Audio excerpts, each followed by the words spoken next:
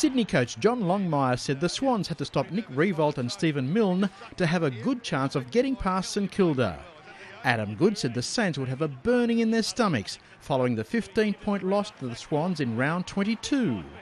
David Armitage returned from suspension to play his 50th game at the expense of Michael Gardner.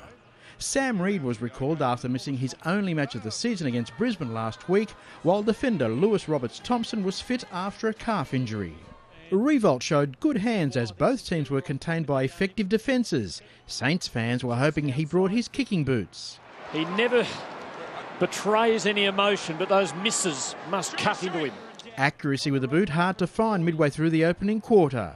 The miss to Riewoldt and that miss there to Kieran Jack. Milne, the man to score the opening goal for the 11th time this season. The Saints break the drought. Shane Mumford responded for the Swans 5 minutes later before Goods picked up the pieces when the Saints had a heavy presence. And Goods at the back will run in and ram it through for their second in half a minute. Ryan O'Keefe made it 3 straight for Sydney early in the second quarter. St Kilda fans hopeful of things to spin their way before O'Keefe made another big play. Someone's gone, it went way too early, no free. In fact, if it was Sydney's. O'Keefe didn't rush, waited till Goods came, and what a man to give it to. And the Swans are out by 3 goals. Goods went agonisingly close to scoring another. Ref Clark brave, collision though brought him undone. It's going to be good. Oh, the head pass, missing Goods. A poster. Teenager Reid showed the strength of youth and then played peekaboo with his shot at the sticks. He's hooked it. Oh, it's straightened. It's home.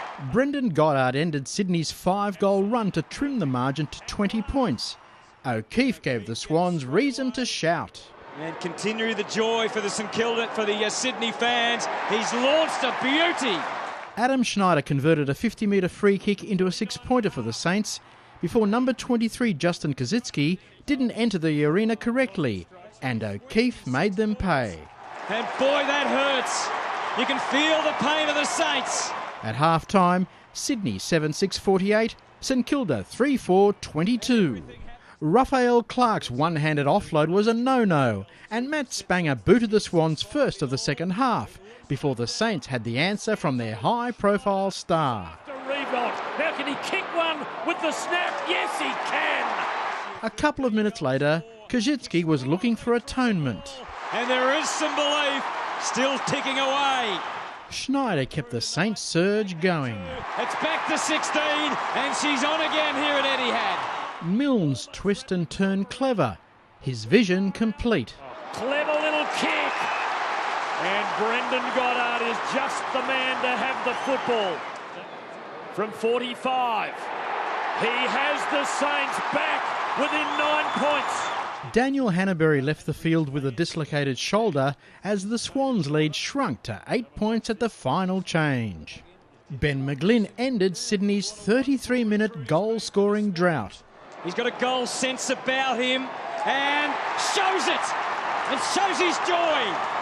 Banner headlines for St Kilda began fading after O'Keefe and McGlynn landed 2 in 2 minutes. And Ben McGlynn curls it home exquisitely.